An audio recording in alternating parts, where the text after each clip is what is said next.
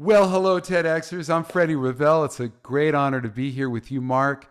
I just love the idea that we're making waves. That's what life is about, and it's good to be here with you. Your work, it emphasizes harmony between music and leadership. That's what I'm really interested in. So, could you share a moment when a particular piece of music really influenced a critical decision for you? Because that's how did music affect you?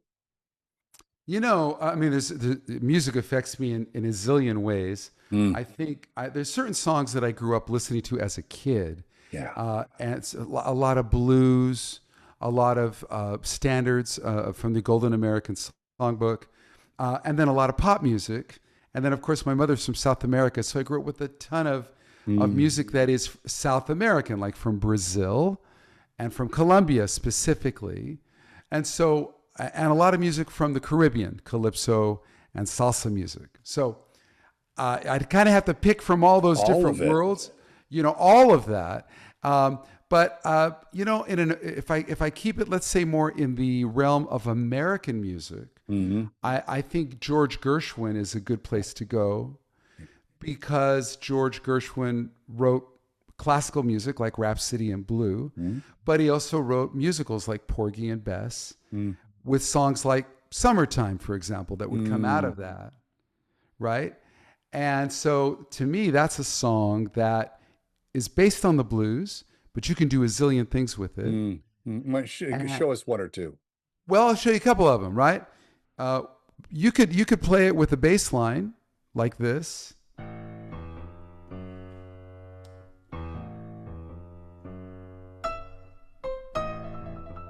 Mm, mm, mm. right?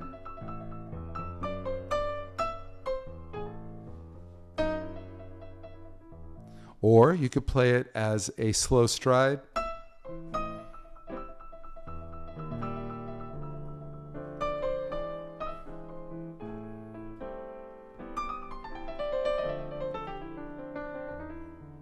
Or you could play it very almost abstract, like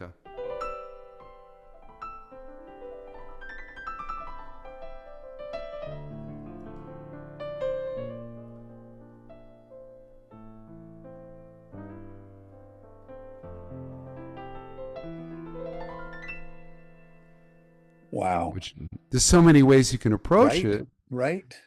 Now, Once now you, here's yeah. a quick question. At some point, you've been doing music your whole life. At Yeah. some point, you made that connection to leadership.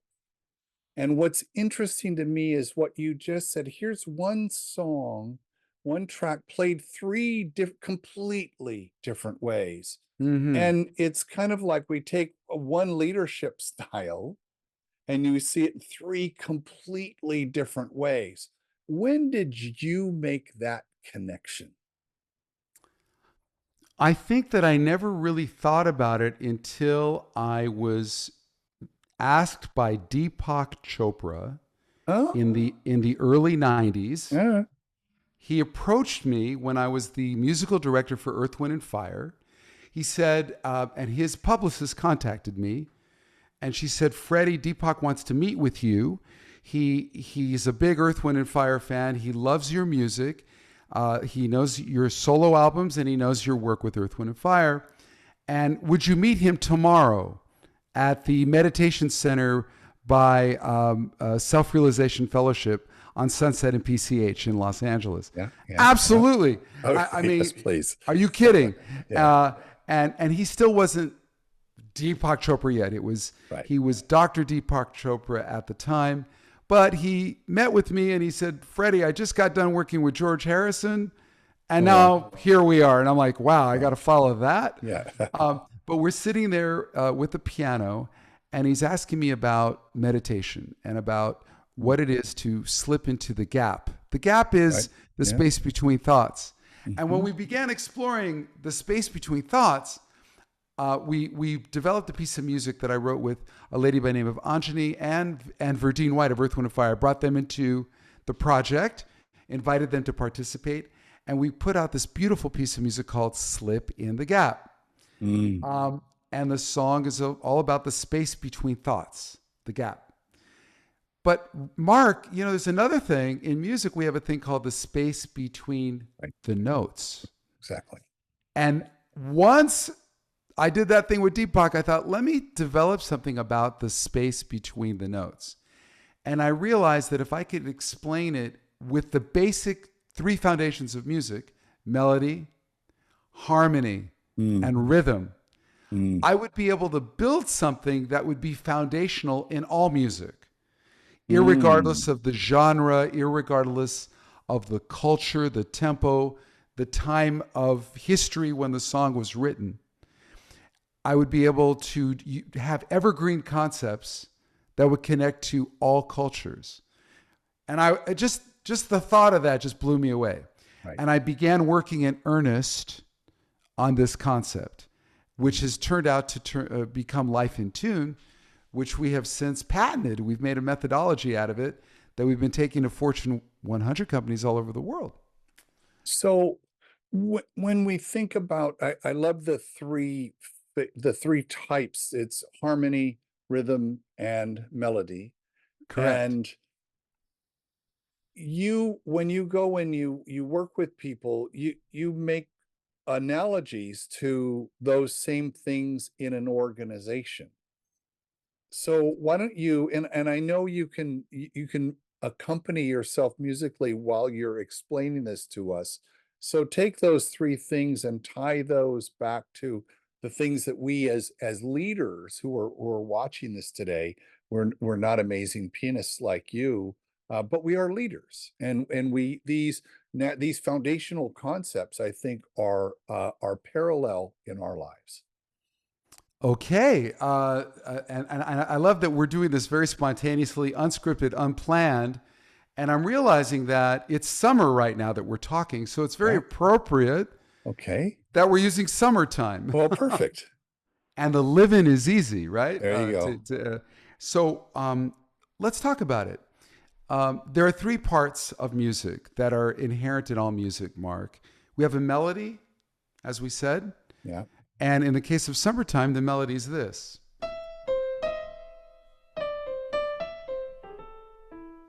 That's the melody, right? We also have a harmony. You cannot make harmony with one note. You need at least 2 notes. This is like an A minor. I could add a 3rd note, and that's more of a, that has the 5th in it. So I can go harmony in my left hand, melody in my right. The melody is only 1 note, but the harmony is, in this case, 3 notes. It could also be 2 notes. If I spread it out, I can go. I'm playing tenths right now, but it's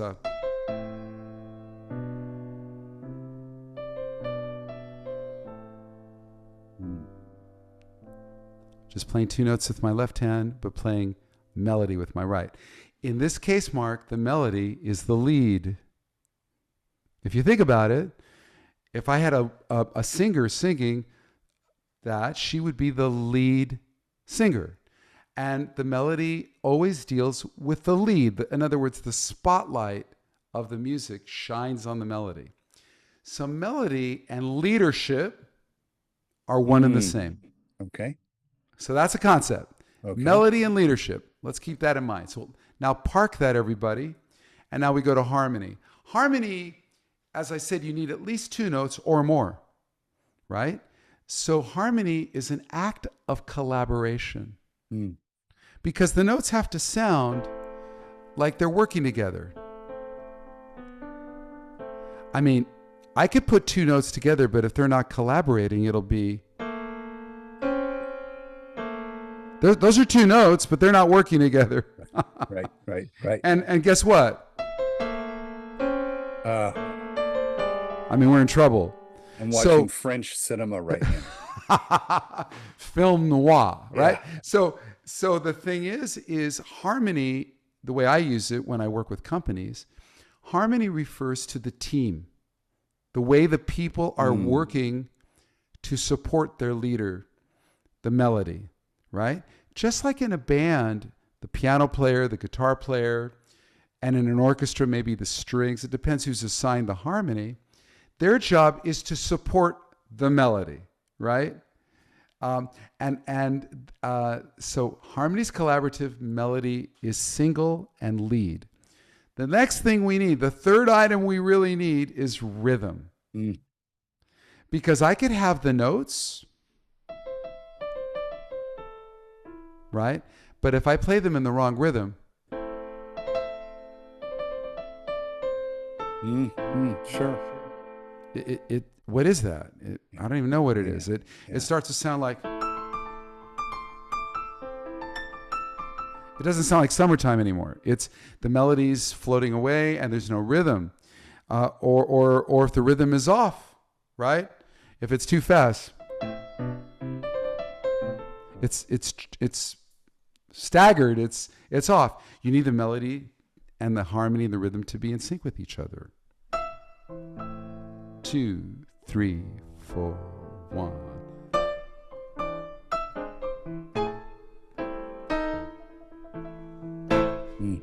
You need a sense of time. And so rhythm is related to one word, Mark: timing. So when I go to corporations and I'm working with, let's say, and I've worked with a wide variety of companies, they have their CEO or their leader is the melody. Their teams that are helping the leader shine is their harmony. And when they say, we're going to get this out by the third quarter, timing, that dictates the rhythm it's going to take to get there. And then there's the fourth element. When all of these come together, Mark, you get to the score. The score is the totality of the melody, harmony, rhythm coming together. I was a drummer starting very, very young and played in orchestras and jazz bands and all that. And when they would, the conductor would open up the music and I would see that somebody wrote the score for every single piece of music, and it was a person. Who is that person in the organization? That person is the architect. Because the score is a blueprint. Yes. Okay. And it has the, it's like if you were going to be building a building, erecting a building, it tells you, here's the thickness of the lumber. Here's where the oboe comes in. Here's where the bassoon comes in.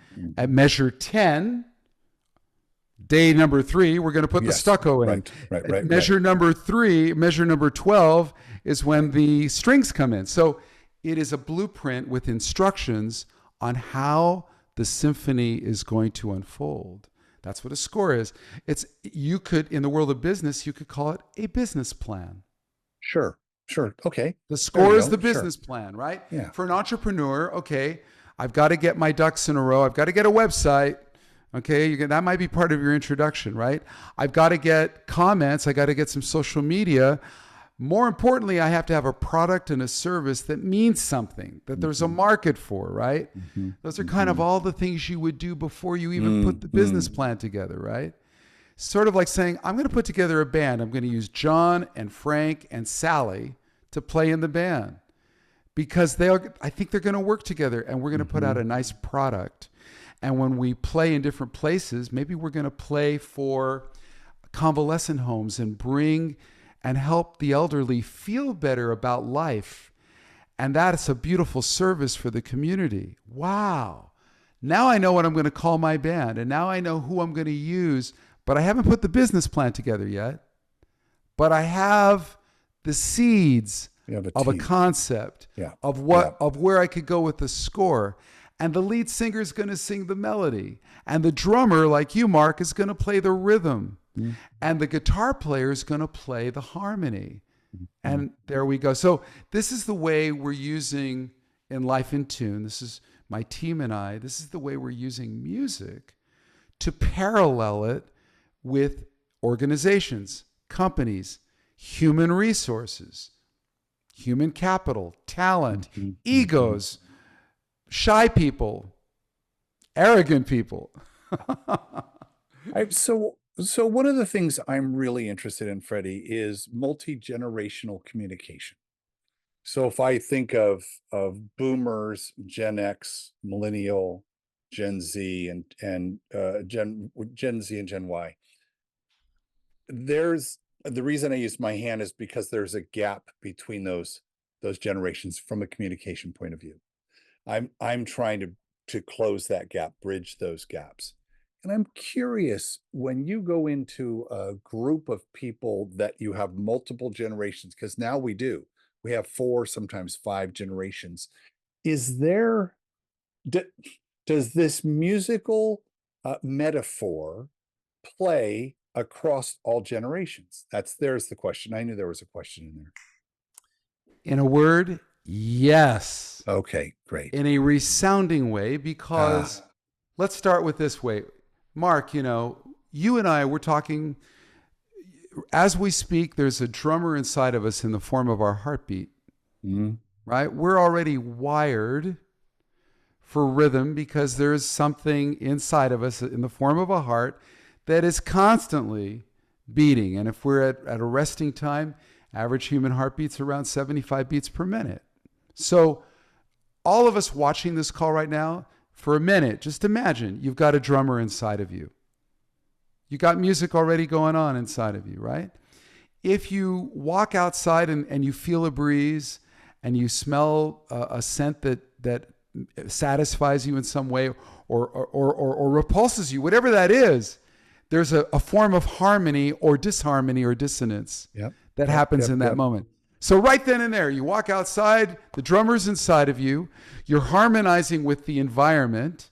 Maybe you see a dog, you see a dog that's about to cross the street, and you see a car coming, you go, hey, come here, dog, come. Now you're interacting, you've sung your melody, you've warned something about to happen. You've expressed your lead, you've led an action, melody. Harmonizing with the environment because you're tuned in, rhythms inside of you. I'm just improvising right now, Mark, but these are the things where melody, harmony, and rhythm are always dancing within us. There is music in all forms of life, in my opinion. And if you're attuned to it, you will start to see that life in tune is around you 24/7. Freddie, thank you so much for helping our audience understand that. And this is fantastic. Thank you for coming to the TEDx stage. It's my honor. See you again soon.